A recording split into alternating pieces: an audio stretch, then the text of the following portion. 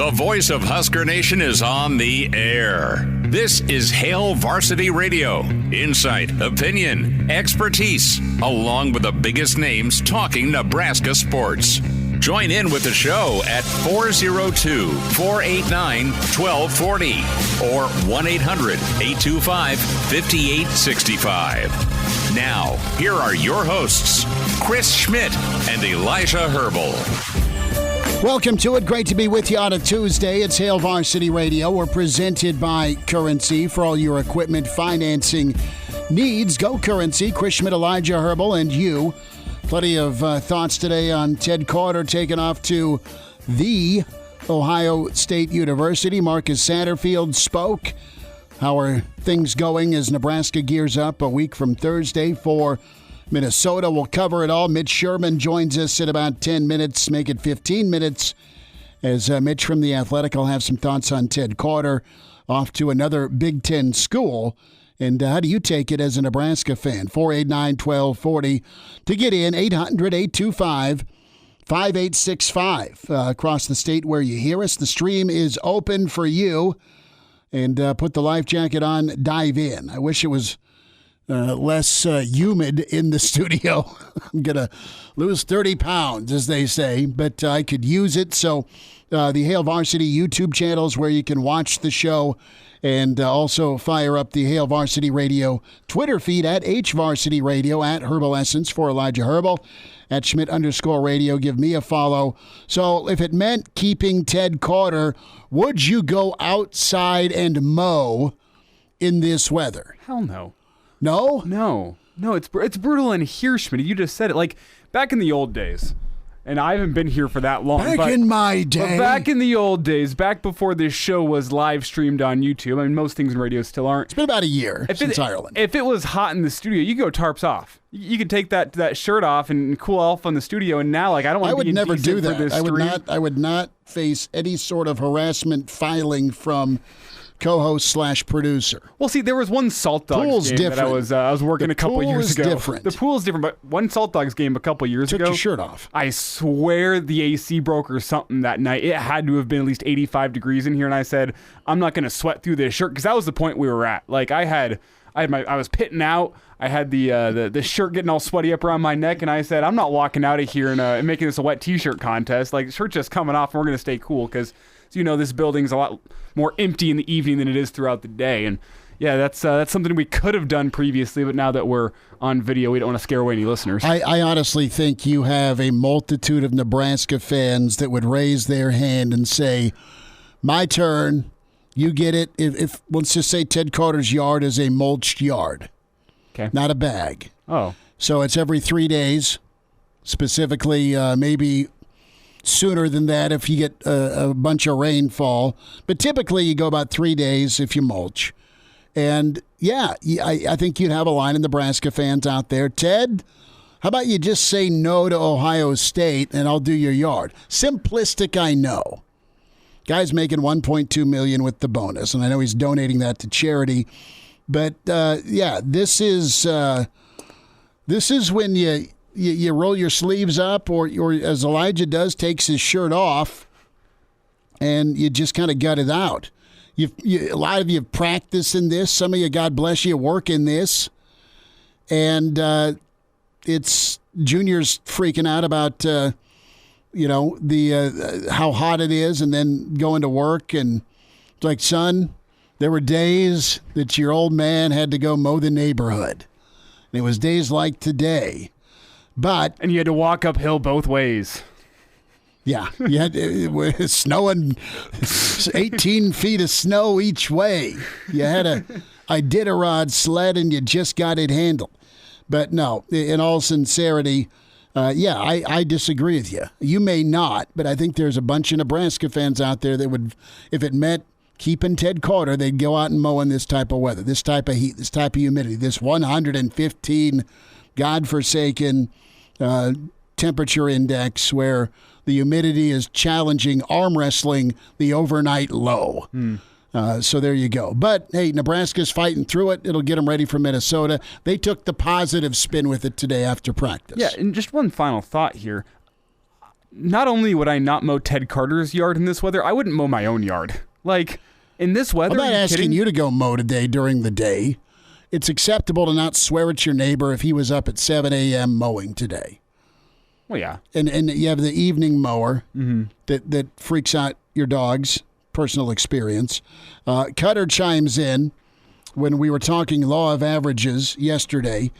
I was wrong about the law of averages comment yesterday. Bad things continue to happen to us. Okay, let's just go full Monty here with the Ted Carter news. And surprised, right? That's the reaction. I'm not surprised Ohio State went after him. I'm not surprised Ohio State got him. And it's not good for Nebraska in the short term. You've got 9 days till kickoff, okay? Hay's not in the barn. You're getting ready for it.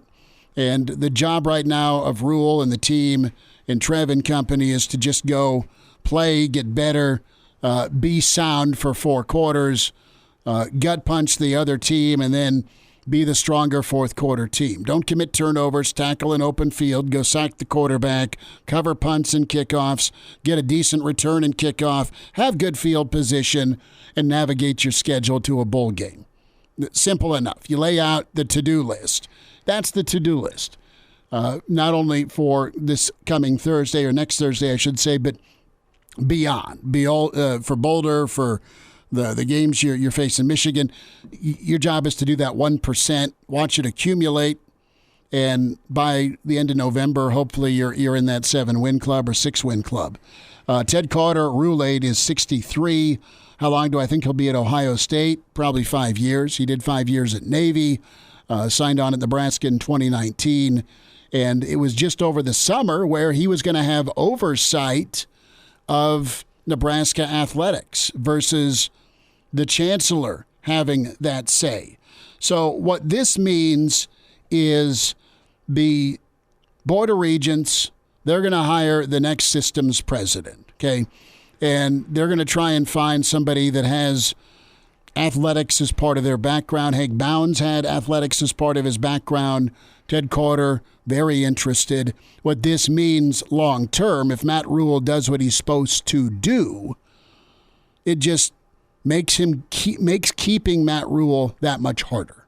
Okay, because you have Ted Carter, and as good as Trev was is to keep the conversation going and get the ink dry on the contract, you had Ted Carter's help. You had a lot of respect for Ted Carter from Matt Rhule because of their time Temple versus Navy. I mean, there's a wow factor to Ted Carter. He's big time. He's a closer. You've got a good closer in Trev. You still got a great AD, I think, in Trev Alberts, and you still have him in Rhule. That's fine. But you've had a ton of change between Ronnie going away and of course, Ted Carter now going to Ohio State. I guess the only silver lining here is you got a guy that's been at Nebraska that now is going to be in Ohio State, and it's going to be Ohio State and Michigan calling the shots in the Big Ten still. Northwestern's clout's probably gone due to the hazing. And then you got USC that's going to come in here and try and flex a little bit. So you've got a changing landscape in college football that you're dealing with. You got a changing landscape in your own conference with 4 Pac-10/Pac-12 teams making the move now.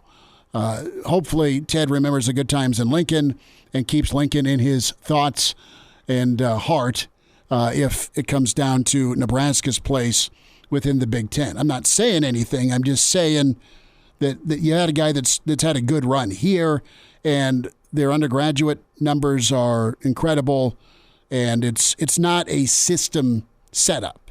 He doesn't have Kearney, he doesn't have UNMC, he doesn't have UNO, and he doesn't have Lincoln all to mind. He gets to just hang out at Ohio State, and it's right there.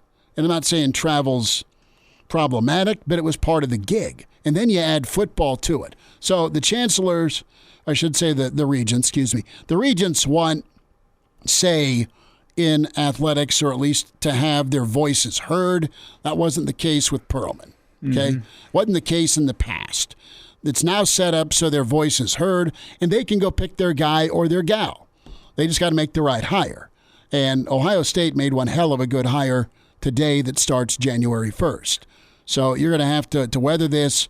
It was big to have Ted Carter here for obvious reasons through COVID, with Trev, with the transition away from Frost. And it was big time to have Ted Carter here to get Matt Rhule. You're just not going to have that anymore. And if Rhule does what he's supposed to do, Matt Rhule will be sought after by others. And I'm not saying Ohio State's who I circle if Ryan Day goes to the NFL or, God forbid, loses to Michigan for a third straight year. My big picture thought on Matt Rhule, if he does his job in Lincoln, is that Penn State gig. And that's, timing-wise right now, you wonder, the connect the dots part is this, all right? We'll just throw it out there. We talked about this off air. Let's talk about it on air. Getting way cart before the horse-ish here. It is simple as, all right, Jimbo ain't getting the job done. People at A&M use hundreds and thousands to start a fire because they have that much oil money. They say, hey, let's go get a guy that's won in the SEC before. James Franklin, how's year 10 treating you at Penn State? Oh, still can't get by Ohio State and Michigan? People are tired of it? Hypothetically, A&M says, James, what's it going to take you to move back to the SEC? Then there's an opening in Penn State. One of those buffers could have, should have, would have been, if we get this far cart before the horse, is Ted Carter. And that ain't happening. So I go back. I need some volunteers to mow yards. Ted, can you say no? I know you just said yes. I know you just did a press conference. I know you expressed love and adornment for Nebraska. Anything we can do, says Nebraska fan. But, hey, it does not immediately affect 2023. It's after the fact. Yeah, what it affects is the fact that Trev Alberts and Ted Carter had a very unified vision for not only what the football program was going to be. Novel thought. They had a unified vision for not only the football program, for the athletic department as a whole, how the academic side would work with the athletic side in tandem to boost each other up. They had a unified vision, and you could see from the outside looking in just how well those two worked together. They were both individuals that I think had similar personalities. The alpha types, the buck stops with them. They're not going to take any BS. They're going to be politically savvy on the outside, but on the inside, they're going to do what it takes in order to make the right decision, make the right moves for the health of the university. They were very similar in that, right? And they worked, at least from the outside looking in, seemingly very well together. Can you find somebody that maybe doesn't necessarily have the same unity of purpose, to use another buzzword, that Trev and Ted Carter have, but you can't have somebody that stands in the way of what Trev Alberts wants with the athletic department and with the football program. And if you can find a person that's going to work hand in hand with Trev, that's great, but it's going to be hard to replace a guy like Ted Carter simply because of how well those two, Trev and Ted, their personalities seem to mesh together. And if you saw anything differently, Schmidt, if you like, but those are two guys that just they were cut from the same cloth. If you like your boss, and you and your boss are both good at your job, I mean, it can be harmony, and you have communication, and it's important for the regents to, and I don't know that you can go find him, man. Can you go find another Ted Carter? There's only one. And I'm not trying to make too big a deal out of this because it's the breaking news of the day, but it is absolutely about the unity part. And that's what screwed up Nebraska forever, because you had the chancellor and the president and the athletic department not always hanging out. It felt like kind of power. And not only did the university with the athletic department for years make their own money, but they were damn good. And they had the weight and the support, and they earned that. And if you're the academic side of things, well, you probably don't like being told what to do or having to be a back seat. And it was kind of that constant struggle. Rarely do you have the academic and the academic being able to just hang out and coexist. I think you've had that with Ted in place. Well, it's because Ted and Trev had this unspoken understanding of their visions for the university. You mentioned the communication factor. You got a guy who got it yes. at the highest level of academia. There was so much that could be left unsaid between Trev and Ted because of the fact that they both knew what the vision was and how to execute that vision. And that's why we talk about the unity. Is that, I'm sure there was communication going on behind the scenes, but those two, whenever those two got up and spoke independently, they echoed the same things because they had that same vision. Sure. Well, Eric nails it here. It's one thing if Ted leaves, who replaces him is got to stay out of Trev's way. Do you find a guy that will do that? Just because he gets to oversee football now, is his or her assistance going to be needed, wanted, and helpful, or is it going to be divisive, in the way, or this guy or gal doesn't know what the hell they're doing or talking about? And does it screw things up for a vision that's laid out? I mean, that's just it. It's change. It's uncomfortable. And you've got till January to make sure you can change his mind. I'm kidding. You're not gonna.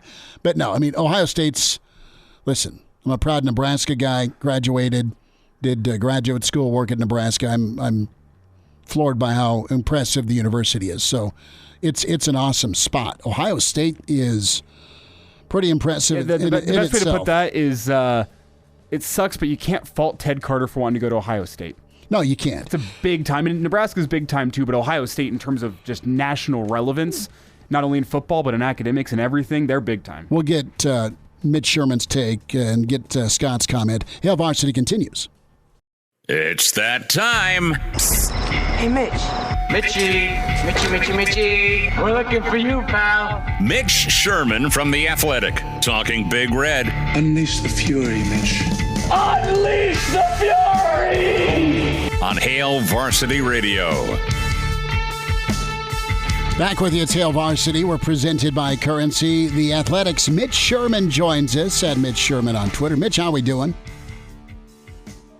Doing well. Chris, how are you? We're absorbing the news on Ted Carter. I'm sure you are as well. Reaction, level of shock out of 10. Like a 9, I'd say. Yeah. Pretty surprising.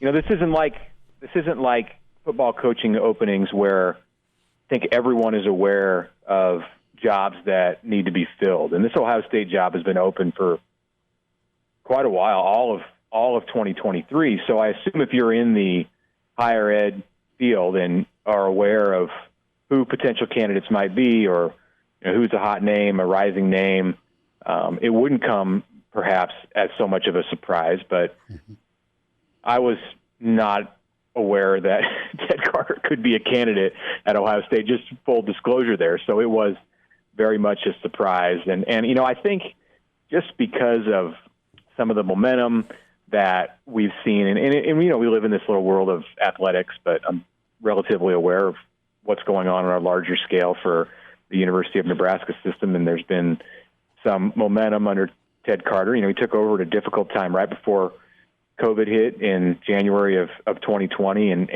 unlike some leaders who came in at that exact moment, he's guided Nebraska through this in a good spot, and I think is respected and very well liked, and certainly as it relates to athletics, he's somebody that has done outstanding things.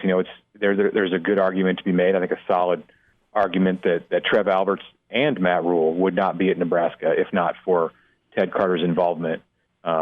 So that's significant, and this comes as quite a shock right here in this moment. I would say it's an inopportune moment for Nebraska to have its leadership structure compromised in the way that it does now, until a new president is hired, and until we find out who that is, and how that person is going to lead this, not just the university system, but also guide the Lincoln campus as it relates to athletics, because that's what we're here talking about right now. It is, and Elijah nailed the point of unity with Ted and Trev and Rhule, and it's always talked about. Every coach that gets hired in Lincoln talks about the administration and the support and how it's kumbaya, but it really felt like or looked like it was with those three names.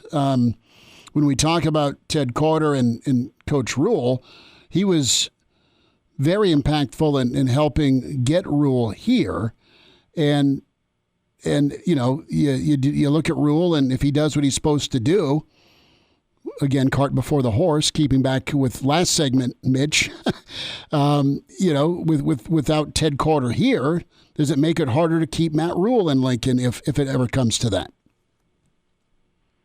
Yeah, I think so. But, you know, you also need to wait and see who the next president is. And really what that president's role will be with Nebraska athletics. They have varied roles. You know, Ted Carter is probably more involved, certainly as involved as any recent NU president with the football program and with the athletic department. And some of that is because of the change that has occurred in the last year here with the chancellor spot. Usually it's the chancellor that has that kind of a relationship with the athletic director and you know, as a result, the football coach. So maybe Rodney Bennett, as the new chancellor at Nebraska, will step into a position where he develops a relationship or expands that relationship with Trev Albertson, develops a relationship with Matt Rhule that turns into something that is as important or close to as important for Rhule as the way that he feels about Ted Carter. Or maybe it will be the next NU president.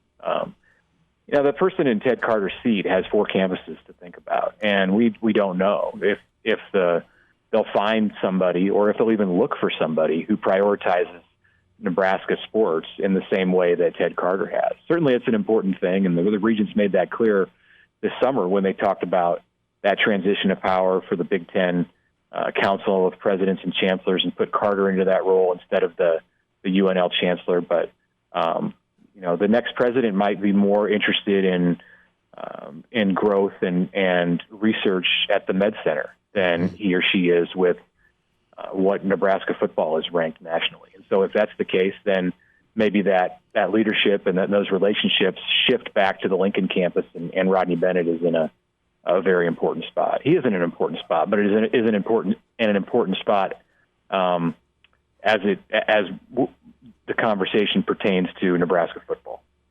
Mitch, you mentioned that transition of power this summer from the chancellor's office to the president's office in terms of athletics, and I want to get your take on what this is going to mean for that moving forward. Does this seem like a bad idea to you now, with the benefit of hindsight, being able to see that Ted Carter has left and gone to Ohio State, or at least will be on January 1st? Well, I don't think they would have made that move if they knew that he was going to leave in August. If they knew that he was looking at the Ohio State job and had the potential to leave Nebraska.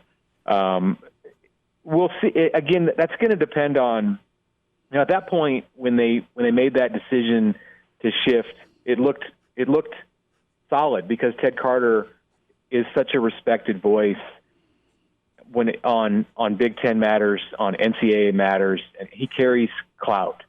So it was important for Nebraska to have a big voice in the room in the Big Ten. And I think it's more important for Nebraska even now moving forward to have a big voice in the room when 4 more loud schools from the West Coast come into the league in 2024. So whether it's the chancellor, that's Bennett, who we know, or the future president, who we don't know, whoever that is that represents Nebraska on the Big Ten Council of Presidents and Chancellors, the Regents need to make sure that it's somebody who represents Nebraska well, of course, but also is able to exert some influence and allow Nebraska to be a part of important decisions. Mitch Sherman's with us, Hail Varsity Radio. Mitch, going to shift away from Carter's departure and kind of turn the attention to Minnesota and the football program specifically with what's ahead for them. And we both heard from Coach Satterfield today. And, you know, when we talk about the Nebraska offense, I want to get your take. Do you think they're going to have a lean, i.e. pro style under center I formation or shotgun spread? I ask that, do you think they'll be able to do either well enough on offense based on the matchup they have and the defenses they're facing? Are they going to be able to be positionless in a sense of what style of offense they want to go at? I think it's going to be a challenge in week 1, but maybe not as much of a challenge as it would be if you were playing Minnesota midseason. I think they're going to take some time to round into form. That's generally been the case for the Gophers, is that they haven't been their best in week 1 or week 2, and most teams aren't, or few teams are. Nebraska has not been its best in week 1 by any stretch in the last few years, thinking back to the Northwestern game last year and the Illinois game the year before that. So, you're probably going to see two teams that are a compromised version of their final selves when we watch that game next Thursday night. And I think Nebraska is going to come out and try to be a power team, because I think that minimizes potential mistakes, and that if you can make that work under center and have a fullback or have 2 tight ends, just 2 wide receivers. And some of this, too, is a conversation about the wide receiver availability. If you had 4 or 5 guys who were ready to go at wide receiver, then you'd be more apt to go into a spread offense with 1 back and 1 tight end. But really, there's the strength of this team right now, personnel-wise, is with its running backs and with those 2 tight ends. As long as Thomas Fidone and Nate Borkacher are healthy, they're 2 of the players on this roster who I think Nebraska feels, and Marcus Satterfield feels like they can depend on. So just from that point of view, I think Nebraska will be more power to start the game, and if they can get some things to work in that area, then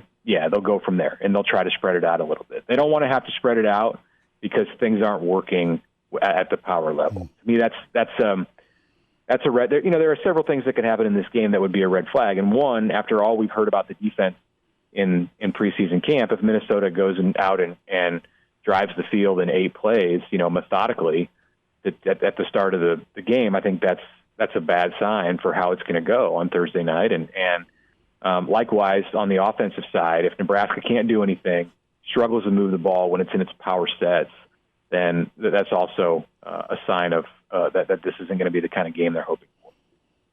Mitch, with a laundry list of question marks heading into this game against Minnesota, what are 1 or 2 things you're confident in seeing next Thursday night? I think the defense is going to create some chaos, and again, that's kind of has to do with the matchups. And Minnesota is going to be conservative. I'm confident in that, but at the same time, I'm confident that Nebraska and Tony White, with this defense and the experience that it has, and the leaders who have emerged, some new and some returning from last year, that they're going to be able to find a way to get Minnesota out of rhythm and behind the sticks at times. And then that's where the potential for chaos comes in, whether it's a play behind the line of scrimmage, a turnover. I don't think Minnesota is going to be a well-oiled machine on the offensive side. They're replacing a lot of pieces at receiver and running back, and they've got a quarterback with minimalist experience, although enough experience that you can expect he's going to be ready to go. So I'm confident in that about the Nebraska defense.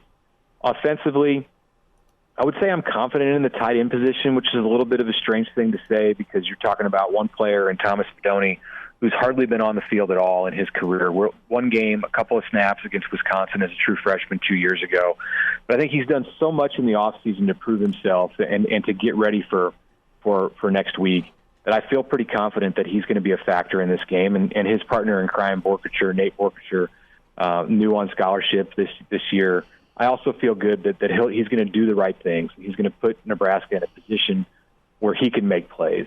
So of all the position groups, if you're talking about the running backs, the quarterbacks, the receivers, the offensive line, I think I probably feel best about those 2 tight ends for Nebraska on the offensive side.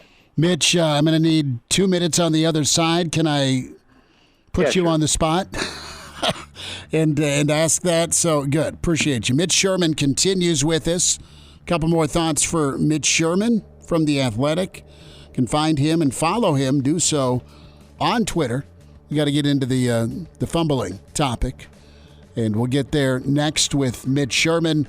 More reaction on Ted Carter's announcement. Hail Varsity continues. We're presented by Currency. And now, back to Hail Varsity Radio. Big thanks to Mitch Sherman as he's given us a little overtime with The Athletic at Mitch Sherman on Twitter. Mitch, thanks for hanging tight. I wanted to get into Anthony Grant, his role, and the fumbles that have been talked about, not only by Coach Rhule, but addressed by Satterfield today, and I'm a little surprised. I know Grant carried the ball the most out of the backs for Nebraska last year coming into this year, but it seems like a sudden issue for him because I don't put Grant in that category of a fumbler. Right. It could be a situation where he's a little beat up, worn down after what was a very taxing 3 weeks of camp. And, it doesn't take a lot from an injury standpoint to lead to potentially a fumbling issue. So because it's not been something with him that has occurred over the long term, and we didn't see it last year, I believe the number is, I had to look this up on the weekend when I heard when Rhule made the comments. He lost it 3 times last year, fumbled it 3 times last year, and that's not bad. 218 rushing attempts. I'm looking at this now, and 18 receptions. So 236 plays, 3 fumbles. It's not been an issue for him in his career or in his time at Nebraska. I'd expect that it'll be short-lived. And the reason it was pointed out on Saturday is because, Matt Rhule expects that Anthony can get over this. If it was a freshman who that happened to or somebody who was more inexperienced, I don't know that we would have heard the coach single him out in the way that Rhule did. So, and then the only reason Satterfield talked about it today is because we had that information from Saturday with Matt Rhule singling him out. And I think that was strategic on Rhule's part. He wants to make sure that he wants that to be out there. He wants Anthony to understand. I'm sure Anthony does, the importance of that and why it can't happen. And that's really what Satterfield just reinforced today in talking about what a valued piece of the offense Anthony Grant can be and is, but in echoing the head coach, he's got to hold on to the ball or the opportunity to carry it is not going to be there. Mitch, with what you know about this coaching staff, do you think there's any chance they're putting out smoke right now to the media in order to confuse Minnesota in their game prep? Do you think that's their style? Yeah. No, I really don't. I don't think they're a deceptive type. I don't think they play games through the media. Matt Rhule comes across as an extremely straight shooter, and that was no more evident than it was on Saturday when he talked for about 15 minutes and uncovered 8 or 9 items that were of pretty pressing interest. I mean, maybe not pressing interest to someone who doesn't follow Nebraska closely, but if you've been around camp, these are the things that you want to know about. Hey, what's going to happen with the captains or the black shirts or the depth chart, or who's the starting running back, or how does the backup quarterback position look? What about the injuries? The fumbling issue. These are all pressing topics and things that he addressed without much concern seemingly at all. He was an open book, and that's the way he's been most of the time. So I don't think there's a lot of games being played. I think with Minnesota, Nebraska understands and Minnesota understands that there's a level of uncertainty on the part of both coaching staffs when it comes to what the other team is going to do. That's always the case in an opener. It's even more the case in an opener when one of the teams has got a new system or 2 new systems in the case of Nebraska. So just like Minnesota doesn't know what Nebraska is going to do, Nebraska doesn't know how Minnesota has devised up plans to attack this thing. So not really. At times in football, there is some cat and mouse that's played, but I don't think that's what we're seeing here. Yay or nay, Mitch, would you mow in this weather? No, absolutely not. And I can look out my window and see the ramifications of that answer right now because it needs to be done, but it's going to wait until sometime when the heat index is below 120. Okay. I just thought I'd ask. Yeah, I was trying to find volunteers. The only positive to this kind of weather, going outside and working in it, is it makes the shower beer afterwards taste that much better. That's fair. No, I just suggest Piper today say that he lost 10 pounds of sweat at practice. I did. Yeah. Why can't that happen to those of us over 45? It's all I'm asking. You might be in the hospital if it did. As Elijah sends me outside. I love it. Mitch, you take care, bud. Thanks for jumping on and giving us some overtime. All right. Thanks a lot, guys. Man. There he is. Mitch is like, absolutely not. I'm not mowing in this.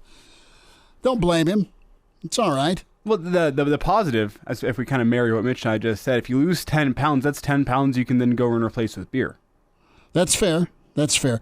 Todd, our faithful emailer, is more manly than the room. I actually mowed, this is Todd, from 1:30 to 3 today.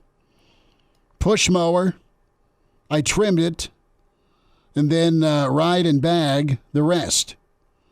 I'm also not a fragile bee. And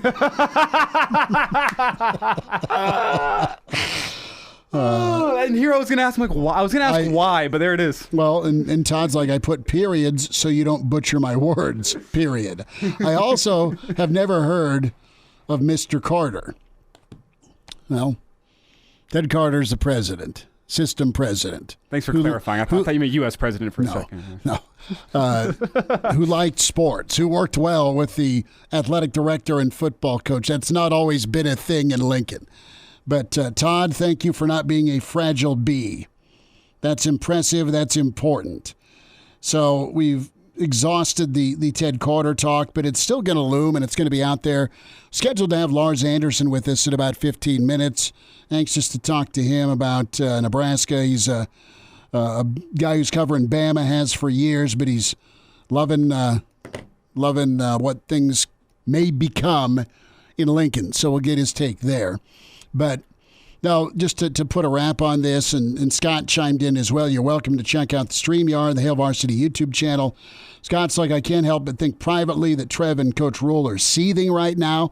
I don't know that they're seething unless they were blindsided by it. I don't think Ted's going to go do a presser today without probably giving them a heads up last week. Because in fairness, there was 100 candidates for Carter. He was picked out of 100.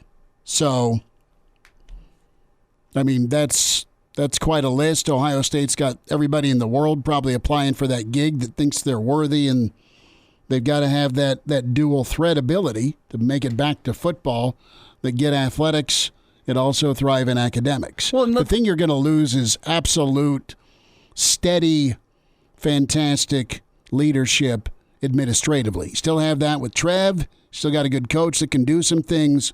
But again, the unity part, Elijah, is the nail on the head. And I don't think they're seething because they understand that's a part of the business. Matt Rhule left multiple rebuilds. He left Temple to go to Baylor. He left Baylor to go to the NFL. Like, it's part of the job that sometimes whenever the opportunity that's best for you and your family comes, you take that opportunity, or what's best for the university. I mean, Trev had to make the hard decision of cutting the wrestling program at UNO. Like, that was an impossible decision that he got a lot of flack over back in the day.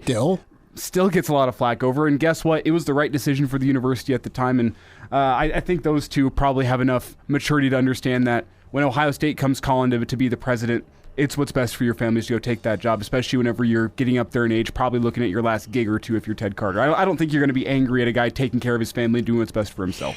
We'll wind down hour one coming up. Thoughts from Marcus Satterfield, and a fullback makes an appearance. Hail Varsity continues.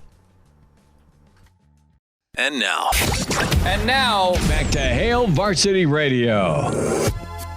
One final time this hour, be sure to get the podcast downloaded, Spotify, iTunes, Google Play, the entire show or the segments you want to hear with Hail Varsity Radio. You can also watch the show and do so on the Hail Varsity YouTube channel, 489-1240. We have a new poll out by MSN to tell you about when it comes to sports fans.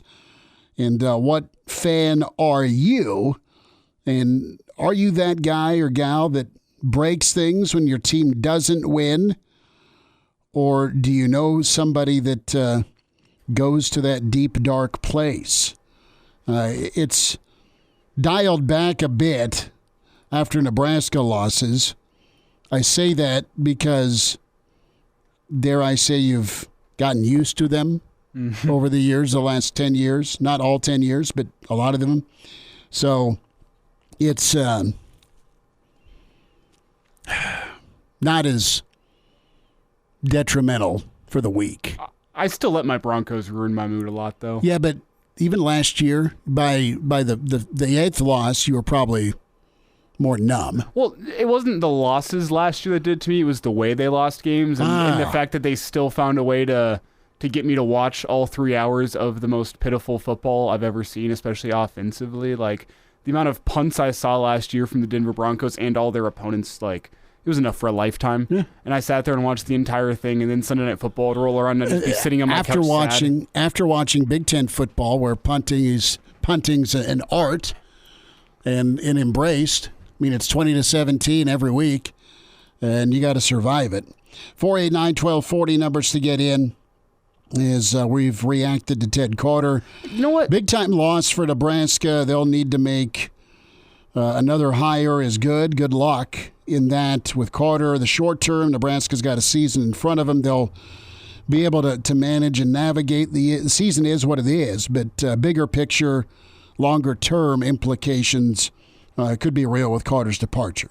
And I'm wondering what this search is going to actually look like over the next couple of months. How involved are people like Trev Alberts and even Ted Carter himself? Has he earned that right over the past couple of years? Absolutely. Ted, hire your replacement, please. Can you do that for us? We'll give you a bonus. I mean, you think about the 4 years that he spent here as Nebraska's president, very rarely made a misstep. I think the Regents had him as accomplishing over 95% of the goals that they laid out for him whenever he was hired. Like, he nailed it on job performance, on relationships, on how he handled the University of Nebraska as a whole. I think guys that worked at Top Gun tend to do that. Yeah, that's very true. Wait. Do you do it? Wait, you do it? Wait. Look at Elijah. Yeah, I had it ready to go. Yeah, and dare we go danger zone?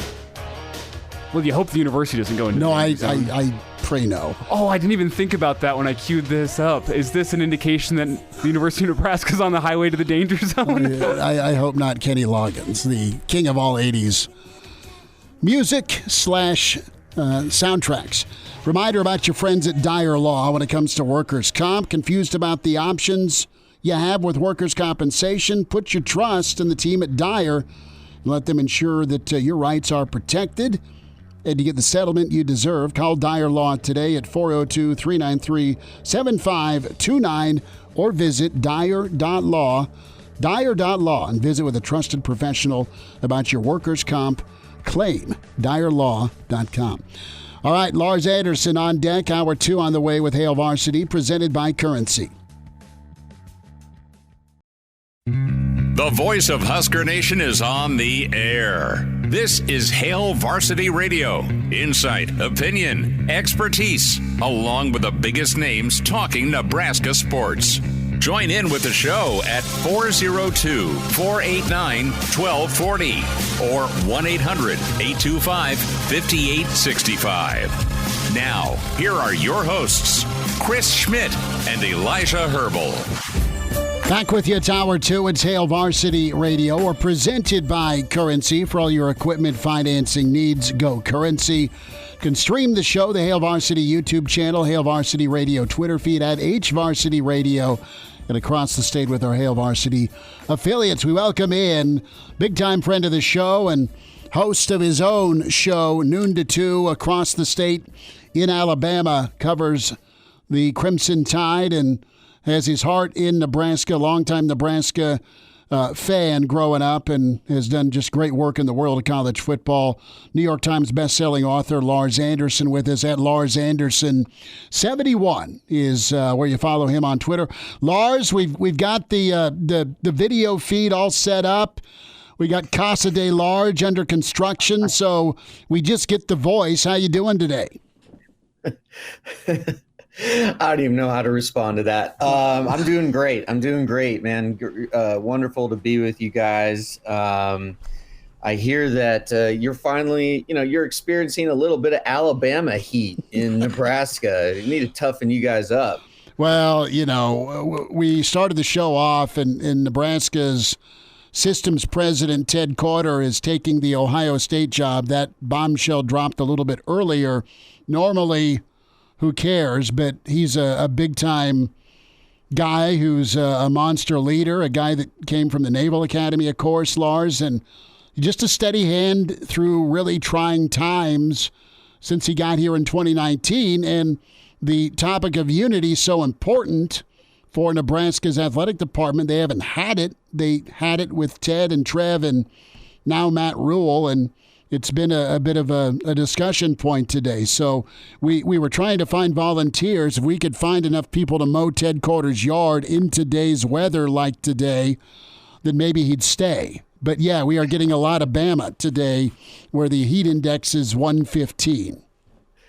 Yeah, I'm really good friends with Matt Finkus, who's a former All-American defensive end from Ohio State. And I think he summed up in a text message to me in a very eloquent, deep, thoughtful manner. Be careful, because we're still on radio. How Ohio State fans feel about Nebraska right now. And the text was, ha, ha, ha, ha, ha, ha, ha. Wow. And, it never is great when your university president leaves, but it's even worse when he leaves and make you feel like you're a stepping stone, and it sort of puts you in your place of where you'd rather work. And I if I'm in Lincoln, if they're out the state, I'm pretty pissed off. Well, Lars, from base salary is going to be $1.1 million. I don't blame Carter. I don't. I mean, and I'm not knocking where I've grown up or where I went to school. I love it. Ohio State's going to call shots, Lars. They call shots in the Big Ten. Yeah, and actually, Matt, we did go back and forth, and he was hoping that for some reason it'd be Jim Tressel would be the next president of Ohio State. But, I honestly don't know a ton of the details, but just it's not a great look. The perception is not real positive. But I do think there are a lot of positive things going on in Nebraska in the athletic department. I think the leadership by Trev is been really solid, and Matt Rhule is, saying all the right things, and we'll see. For about 6 months or so, my radio partner was Christian Miller, who played defensive end, sort of linebacker at Alabama, and then he played for Matt Rhule at Carolina. And I got to say, he's no big fan of Matt Rhule. Why is that? Why is that? Because I've heard both sides of it. I've heard from some Carolina players, specifically Amir Abdullah, that loved him, and I'm, and then you've got the fan base that didn't like the number. You've got the Rhule supporters out there that are like, look, the guy didn't have a quarterback. He had no help, and Carolina did what they did, and not all of Rhule's staff was jettisoned from the last season. Some of them were retained. Well, so what's the scoop from a former player? From what I gather is he brought most of his guys from Baylor. A lot of them, yeah. Even like strength and conditioning guys who didn't have much experience in the NFL to Carolina, and support staff kind of thing. And a complaint you hear from players a lot, when NFL players, when they are on a team, coach gets fired, and then a college coach comes in, is what? Well, he's treating us like college kids. Right. And you can't do that. You just can't do that. The power structure of an NFL team is much different than the power structure of a college football team, although it's changing with NIL money, because you have to treat the quarterback who's making about as much money as the coach a little bit different in college than you do. Just in the SEC, Lars. Just in the SEC. And give Missouri governor, I forget his name, but give him credit, man. It's just like, what more can they do? I'm sure you saw that bill that was passed that if you're an in-state player in Missouri and you commit to Missouri, you now can be paid NIL money by Missouri. Man. Like, what's next? I mean, I think we need federal legislation on NIL. Do I think it's going to happen? Well, not with the great Tommy Tuberville leading the charge. It's just, look, college football, it's an absolute, I think, train wreck right now. There is no middle class anymore. If a team like where I live, in Birmingham, Alabama, let's say UAB has a player who is sort of lightly recruited, maybe like 3-star, and he comes and as a freshman, he absolutely exceeds expectations and is just this stud, say, corner. And what's he going to do? I mean, if Alabama comes calling and offers him NIL money, of course he's gone. All of the best players from the middle class of college football are going to be moving to the upper class. Mm-hmm. And so you're going to have this widening gulf between the sort of the two echelons, right, or the two classes of college football. And so, and you can't blame the player, because the player is now incentivized to do sort of exactly what I just mentioned in that scenario. And something needs to change, and the only way to change it, I believe, is through federal legislation. But the problem is, as you guys know, Congress is really a reactive body, not a proactive body. I was going to jump in, and right, Tuberville's not everyone's favorite. Some folks like him. He's got college football background. We'll get into some thoughts on Nebraska and Bama in a second, season-wise. But you do have Manchin that's boys with Saban, and if anyone can kind of get it centered or what he thinks is best for college football and also separate that from what's best from Alabama. I mean, I think Saban does care about, well, Nick Saban in Alabama, but I think he cares about college football. And Saban's still part of the old guard. So I think at least you got Manchin in there, at least to listen to Saban's suggestion, wouldn't you think? Because they go back a lot of years at West Virginia. Yeah, they're really, really close. I think one possible solution is if we knock out Congress is you make all athletes employees of the school, and then you have a methodology, a system of compensation, and that would, I think, level the playing field to a degree. But it's going to be a challenge moving forward, and even for a program like Nebraska, as much heritage, history, richness to it, if a player at Nebraska can sort of overachieve, and then he finds out that, say, Ohio State can pay him $1 million a year, he's going to go to Ohio State. I mean, it's crazy to say. Got to fix the portals. Got to fix the portal system. Well, yeah. Lars, from your outside perspective looking in here, we've talked about Ted Carter jumping ship for Ohio State, the possibility of Husker players jumping ship and going somewhere like Ohio State, or we saw last year with Ernest Hausman going to Michigan. Mm-hmm. Do you see Nebraska, from your outside perspective, as a stepping stone program in college football right now for everyone from leadership down to players? We were talking last hour about the potential for Matt Rhule maybe somewhere down the road to jump ship and go back to his alma mater at Penn State. Do you see Nebraska as a stepping stone? Gosh, I hope not. But, all evidence to the contrary. Yeah. I mean, we'll have to see. We'll have to see how it shakes out. And I hope that Matt Rhule, just gets back to what are the distinguishing characteristics of a good Nebraska team? What does Nebraska do well? What does Nebraska do better than everyone else? They were physical. They were deep. They were talented.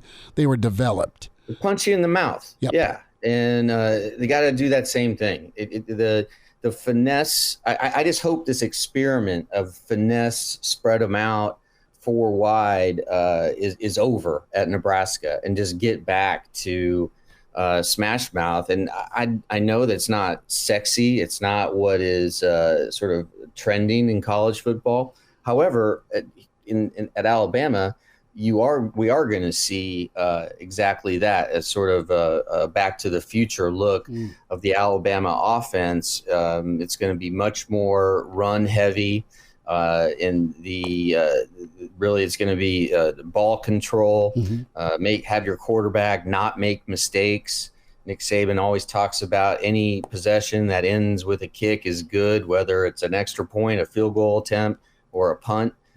Just take care of the ball, and then you win with suffocating defense. And that, for a long time, was the prescription for success at Nebraska. And I think you still can do that. But Nebraska has to be able to develop those 3-star players into essentially like 4.5-star guys, right? Mm-hmm. Because the 5 stars, like if Nebraska can't get Dylan Raiola,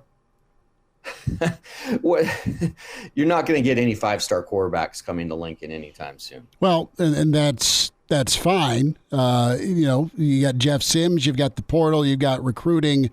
And you've got that D word we're talking about, development, and you have a guy perceived to be ahead of the curve and out of the gates, and Raiola very well could be incredible at Georgia with the talent around him on top of his ability. Absolutely, that's a hard fight for Nebraska right now, despite the family ties, and you gotta figure out a way. So you didn't get him. Did you guys ever think that Nebraska had a legit chance of landing Raiola? I thought they were in it until they weren't, if that makes sense. And what I mean by that is, I think Nebraska was very much in the conversation. I just don't know where it broke down. Yeah, I'm not sure Nebraska was ever in the lead, but I do believe they were in the race. Yeah, and I think they. When push comes to shove, I think it was just too tough. I think, the NIL part was an issue, but I don't think Nebraska was so dramatically different with what they could have spent. I mean, Nebraska has resources as well, Lars. I mean, so do they have Georgia resources? I don't know, man. I don't. I'm not the treasurer for the booster club in Lincoln or in Athens. I do know that you're working on a 3rd straight national championship at Georgia, and that's something very few teams are able to compete with. So there's that. I'm interested, Lars. I got about 90 seconds before I got to take a break. I want to keep you for a couple minutes on the other side, if that can work. Is that all right with you? Yeah, you bet. So real quick, though, Lars Anderson gets $5,000, and do you put it on 6.5 over or under the 6.5 number? You taking overs and unders with the Nebraska win total right now. Lars Anderson, $5,000 does what? I think the win total is right at 6. I really do. So it's a push, and I think that should be that would be a successful year if Nebraska can get to a bowl game. Mm-hmm. That's a successful year in my estimation, and it'll just be fascinating to see exactly how Matt Rhule coaches his team, how the kids play for him. Do they play hard? Do they show that grit and determination that have been the hallmarks of really good Nebraska teams in the past? And it seems like Matt Rhule has really adopted the culture of Nebraska. Mm-hmm. I love how he refers to, when he's talking about older teams, he talks about us. Mm-hmm. He's not a Mike Riley outsider, right? That was just a terrible hire, terrible fit. But I'm hearing really good things. I'm sure you guys are too about Jeff Sims. Yeah, we'll get there. Yeah, he could be really, really nice for Nebraska. Lars, we'll get there. I want to get into a little bit too of some of the parallels that Rhule's facing. And you've covered St. Nick a long time down there in Tuscaloosa. Saban came back from the NFL. Similar tag on him. He was 2 hands-on in the NFL. We'll get there with Lars Anderson, college football host and insider. New York Times bestselling author continues. And now, back to Hail Varsity Radio. Big thanks. Few more minutes. Lars Anderson with us here on Hail Varsity Radio, presented by Currency. And Lars, of course, host with his show across the state in Alabama, and New York Times best-selling author. Find Lars on Twitter at LarsAnderson71. David writes in, any of the guys at Hail Varsity bet like $5,000 on the over 6.5 wins. I asked Lars that question. He thinks it's at 6. I don't have $5,000. I will need to go raid my wife's bank account to do that. You gonna pass the hat around, Elijah, or are you just going to sell one of your blue chipper stocks because you've been doing well in the market, I assume, the tech side? I'll just say, well, I'm not going to get into my financials here on the air. Don't do it. The stocks have been You're more fine. likely to have $5,000 than I am, is what I'm saying. I'll just say I don't think that would be a smart financial decision. Not because I don't think it's going to happen, but because Vegas, the hotels and casinos in Vegas are tall and big for a reason. Right. Lars, fair enough answer? That is fair enough. And I've been thinking this for a while now that, if Nebraska will change their nickname from Cornhuskers to the Berkshire Hathaways, the Fighting Berks, maybe they'll have a chance. The Fighting Berks. Well, call Uncle Warren up. I get what you're saying. So I want to get into Saban.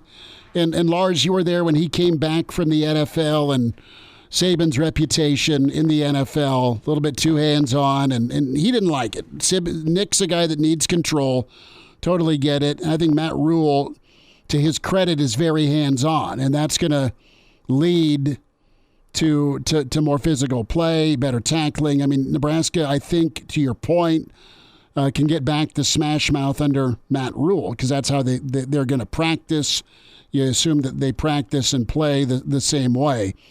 What was it about Saban, his to-do list, if you can remember? Because was it a talent issue or was it a coaching issue with Bama for that 10-year period between 92 and when Nick got there? It was a little longer than that, but they had the little Sean Alexander season or two where they were an 11-12 win football team. It was both, but Nick arrived, his first season was 2007. 2008, they get to the SEC championship game. 2009, mostly with Mike Shula's players, they win the national championship. Mm-hmm.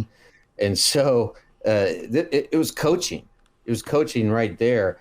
But the most important development, I think, early on in Nick Saban's tenure in Tuscaloosa was the fact that he was able to flip Julio Jones. Okay. Who's one of the most talented wide receivers I've ever laid eyes on. And Julio was from Foley High School outside of Mobile in southern Alabama. And he had committed to go to Oklahoma. And they had Sam Bradford at the time, who would go on to become the number 1 overall pick. And Nick went down there, even though Julio was just fully committed to Oklahoma. Nick went into his house and met with his mom and said, "Hey, you know how good you are. I'm telling you, we are coming at Alabama, and we want you, but I only want you if you want us." And he basically got up and left. And Julio Jones was just like thunderstruck. And next thing you know, Julio Jones, he decommits from Oklahoma, commits to Alabama. And that changed everything, absolutely everything. It was just that one commitment from Julio Jones. And suddenly the floodgates opened, especially here in the Deep South, where 5 stars are growing on trees, it seems like. And Nick very quickly was able to get the pick of the recruiting litter, so to speak. And I don't know that if that, so to me, and I've written 2 books on the guy, that was the defining moment of Nick Saban in Tuscaloosa was the recruitment of Julio Jones. Now, could there be a defining moment, a program-changing moment for Matt Rhule? Absolutely. Absolutely there could be. And I thought Dylan Raiola perhaps could be that kid, but that doesn't mean that that just because he missed on Raiola, and that was always going to – I agree with you guys. It was always going to be an uphill battle. But I do think that Matt Rhule – you can tell that he's the son of a preacher, right? I mean, he is gifted with a silver tongue, and he can talk as good as any coach in a living room, I believe. And so, yeah, I mean, if it all starts with acquiring talent, right? And then supplementing that talent with development. And I'm certainly willing to give Matt Rhule the benefit of the doubt, because I mean, I hate it when, we analyze, how did this coach or that coach perform in a press conference, and he won the press conference, he lost the press conference. Well, who the heck cares? But I'll say that Matt Rhule, he is doing the right things. He's saying the right things. And I think I mentioned this to you, Chris, last time I was on your show, that, I was in Omaha recently and got on a plane, and Matt Rhule, he was sitting in like seat 1A, and he was the first guy on the plane. And I was not seated. I was just a little bit behind him, and not one person recognized him. I couldn't believe it. Incognito, man. That's all good. Well, Lars, here, while we're talking Matt Rhule and his rebuild, you've had an up-close view at Nick Saban, what he's done at Bama, as you kind of laid out, and you've seen a couple other schools in the SEC go on a rise as well. So what are you going to be watching for from Matt Rhule in year one to see if he's got Nebraska headed in the right direction? Effort level, 100%. Just never give up, and just toughness. I mean, that's what Nick's right out of the gate in 2008. You could tell that it was just a different level of intensity come game day.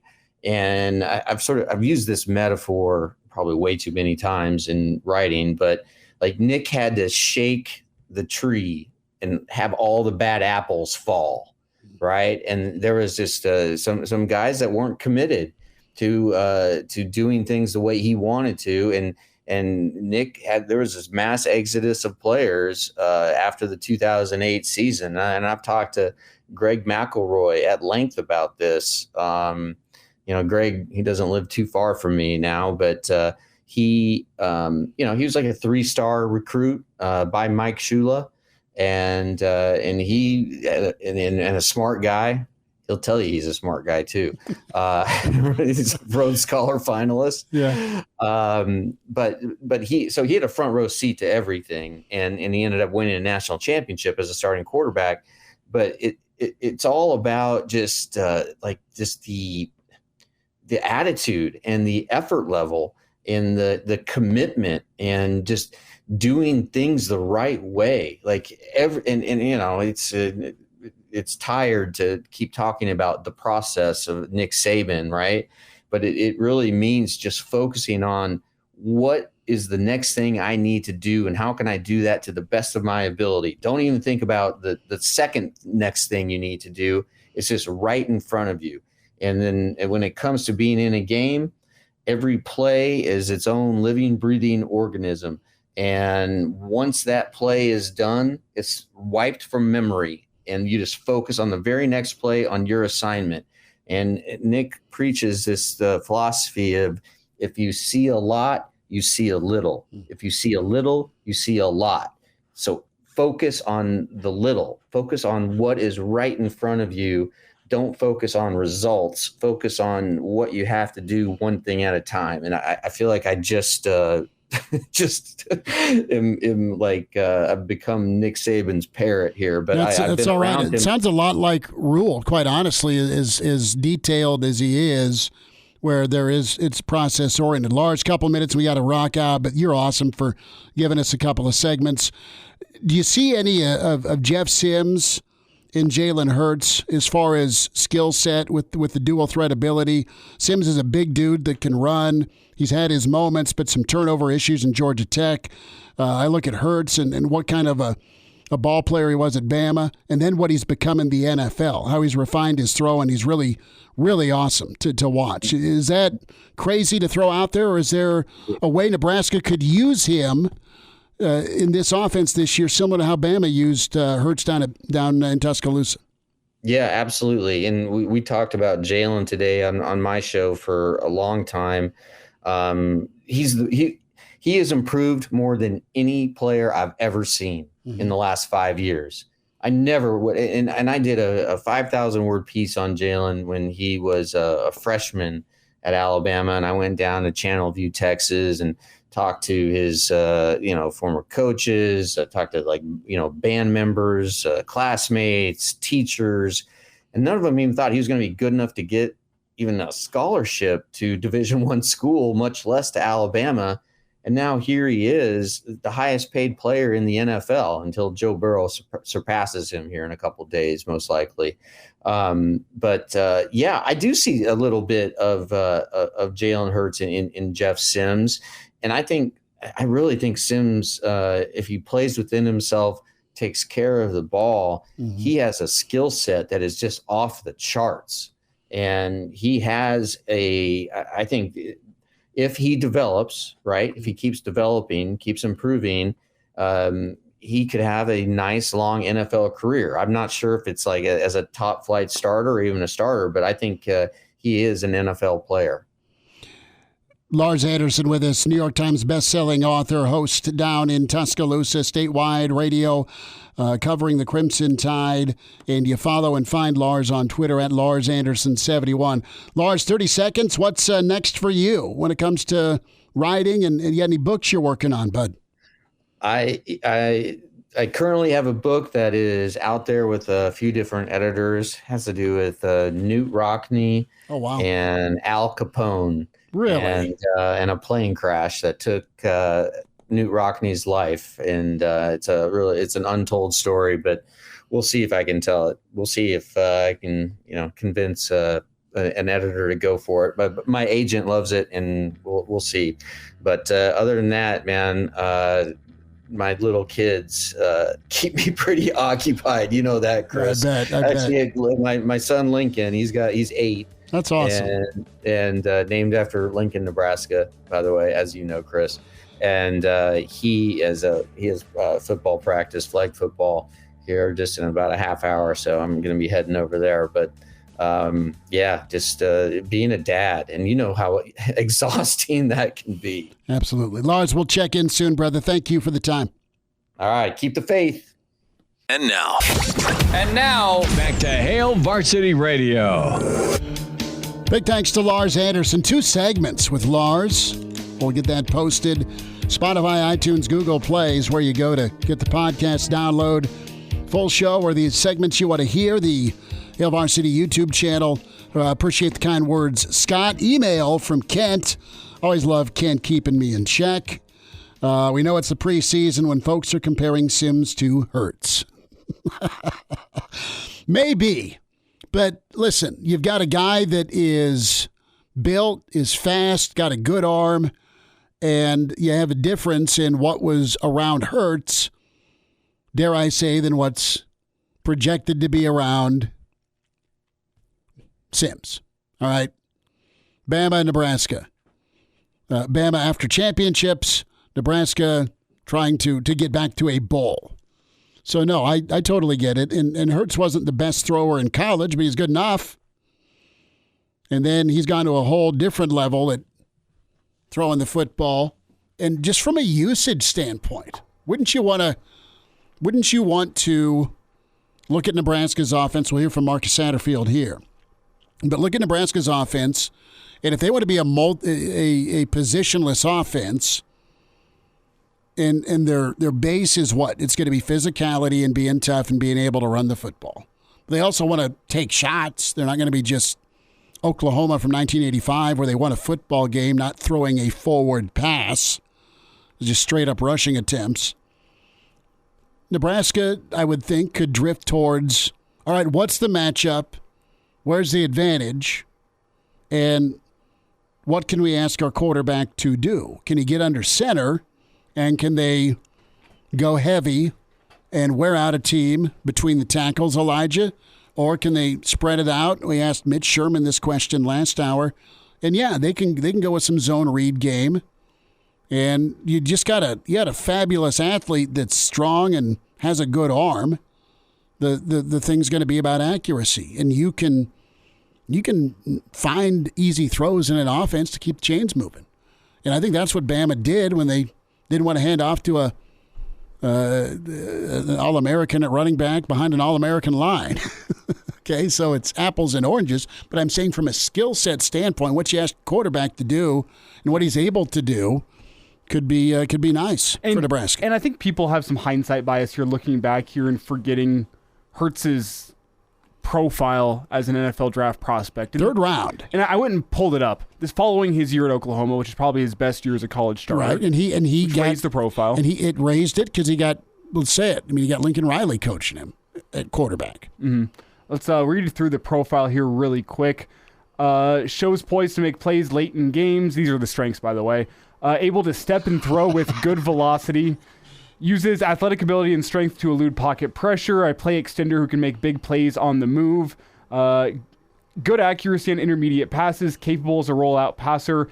Talented, powerful runner from both direct snap and RPO actions. Okay, those are the strengths of Jalen Hurts, which I think a lot of those have parallels to Jeff Sims. Kent takes the steel chair off the third turnbuckle and crushes me. Hurts, 3 years, 48 touchdowns, 12 picks, got benched. Sims, 30 touchdowns, 23 interceptions. How many? I'll ask this: how many times was Hurts trailing? I'll also ask this: how good is Georgia Tech's offensive line compared to Alabama's offensive line? And skill players. But that was the wide receiver room that had Jerry Jeudy and Henry Ruggs and whoever the hell else. I think they had 3 first-round draft picks. Well, wasn't it? Didn't they have OJ the tight end? OJ Howard. Yeah, first round. Yeah. They did. Yeah. But let's go through the weaknesses. So, thank you, Ken. Misses checkdowns and opts for harder throws. He's greedy. Inconsistent patience, allowing routes to develop. Needs to get better at trusting his pocket. Quick to drop his eyes when pressure mounts. More likely to avoid pocket than climb, scan, and throw from it. And leave slants and crossers behind targets. So it's accuracy, timing. I mean, which I think are things that we have heard about Jeff Sims coming from Georgia Tech as well. The one that I think you add to Jeff Sims that you don't have on Jalen Hurts is decision-making. They give slow recognition. They don't say poor decision-maker outright. Mm-hmm. But that's the one thing you'd add to Jeff Sims' weaknesses as of right now. But I also think Jalen Hurts kind of took away some question marks in his decision-making with that year at Oklahoma. The Lincoln Riley system really, really aided him in his development there. So I think you can see parallels. Philly's coaching. It's not that's perfect. What I'm asking. That's what I'm asking. It's not a perfect comparison. It's apples to oranges. Totally with the situation, it absolutely is. But there's no comp that is going to be perfect. I can see the parallels there. I'm not sure Hurts' is the name I would go for, but I don't think it's a bad comparison by any means. Well, I'm saying you can use him like Philly's using him. Now in the NFL where or look at Russell Wilson in Seattle. First few years. Mm-hmm. They did run some zone read with him, and they ran a lot of pro style under center. I'm saying from an offensive standpoint, you can use both with this guy, and it could work to your advantage. That's all I'm saying. You have the ability to kind of do both, and hopefully do it well if you're a Nebraska fan. Well, and just one more point to make here. That's all good. To go back to the point about Jalen Hurts and the interceptions, comparing that to Jeff Sims. Josh Allen, barely a 2-to-1 touchdown to interception ratio in college. Well, and 43-21. And Nate Gary still sends him birthday cards. Which it's a fine ratio to have, but it's nothing compared to Jalen Hurts. If you look at those two quarterbacks, you'd sit there and go, well, Jalen Hurts is clearly the better prospect. I think time has shown us that they're both college stats are not the be-all, end-all because of the talent that is around you. I'm not sitting here saying that Nebraska's talent is the best in the world. And I'm not saying he's Jalen Hurts. Sims look perfect. I'm saying use him like Jalen Hurts, yes. And maybe you do if you're Satterfield. Let's talk about Sat and the offense here as we squeeze it in. And let's hear about Sims and his camp, how things have gone. You have a cut number? 6. Gotcha. I think he improved every single day. I think that he had a goal. He wanted to take care of the football. He wanted to increase his completion percentage. The first 4 or 5 days, the completion percentage wasn't as good as we wanted. Getting used to, again, playing all these different looks and stuff we're getting. And I think he just chipped away at it, and by the end of camp, it's around where we want it to be. And I think that he did a really nice job of taking care of the football. That was a huge emphasis for him. And then him just not being scared to use his legs. Don't be scared to use your legs when needed. So that's a big part of this component. Last thought from Kent via email. Interesting comparison, LOL. Fair enough. That's all good. Fair enough, kid. It's all right. This is coffee for all of you watching on the stream. I promise you it is not Smirnoff time or Tito's time yet. More from Coach Sat here on the scrimmage. Did Nebraska do better last Saturday? We went into it with the main focus of just operationally cleaning up the operation and playing with great tempo. And I don't mean like no huddle, like being able to mix that stuff in, but just getting in and out of the huddles, getting substitutions on and off the sideline. We worked really hard at that last week prior, and it showed. I think we did a really nice job, had no issues in the scrimmage, and I think it allowed us to play a little bit more free, and it got us started a little bit faster. Last thought here on Sims, completion percentage goals. A number was said today. Right. I mean, you'd like to be over 65. I mean, you're playing pretty good quarterback. You're quarterbacking at a high level if you're around 65%. Can you get that? I hope so. You can get that through checkdowns, dare I say, intermediate routes to find your tight end. Your lowest percentage completion out there is your deep ball.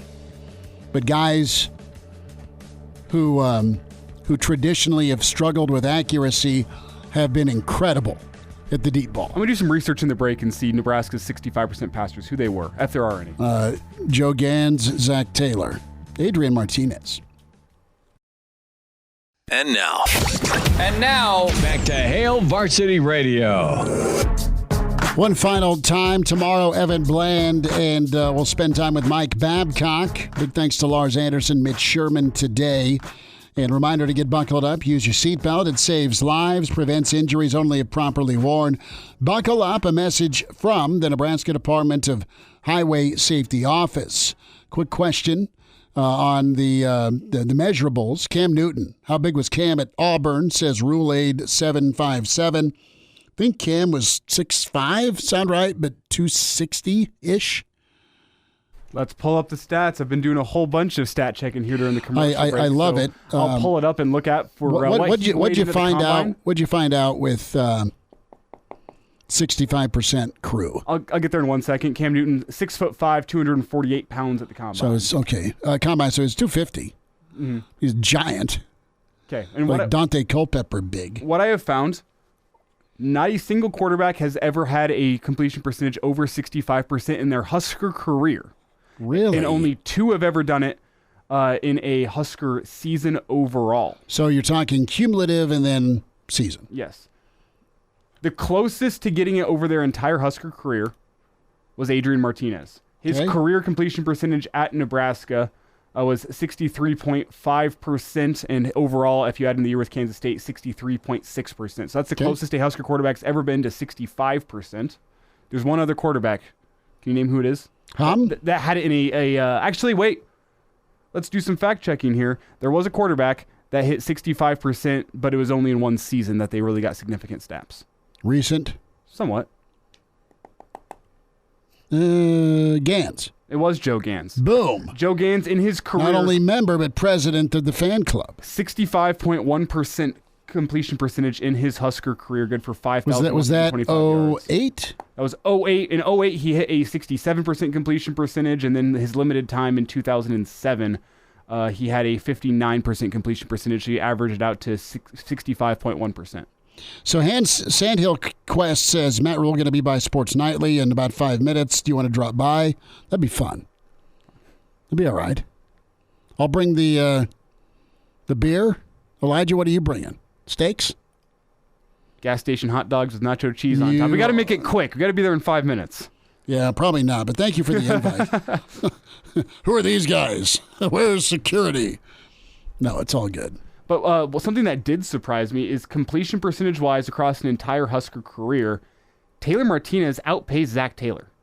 Okay. Is that surprising to you? It's surprising to me to read. Well, in the offense, you had a lot of quick throws. And I'll say this for Team Magic. He was good about checking the football down to Amir and Rex. His final 2 seasons, he had a completion percentage over 62%. Nice. Both years. And he worked on it. Yeah, for a career completion percentage of 59.8%. As for Zach Taylor, his best ever year was 59.6%. Zach's, huh? Well, I was off there. But I wasn't too far off with my picks. All right, check the podcast, Spotify, iTunes, Google Play, and can download the pod that way or the YouTube channel, Hail Varsity. Find us on Twitter at HVarsity Radio, and show also on KFOR Facebook and Twitter. Check us out tomorrow at 4. Good to spend time with Lars Anderson, Mitch Sherman. Big thanks to them. Big thanks to you for all your comments in the stream and emails. And Todd, Flex brother, for mowing between 1:30 and 3 today in this godforsaken heat. Talk to you tomorrow with Hail Varsity, presented by Currency.